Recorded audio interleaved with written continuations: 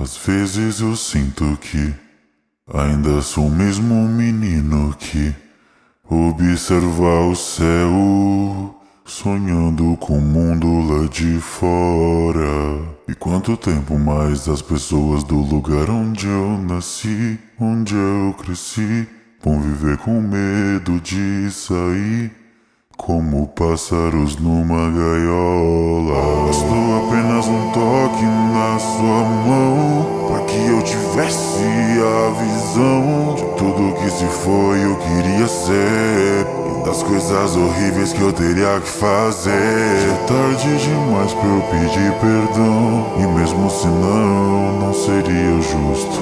Me diga do que vale o perdão pra alguém que vai destruir o mundo.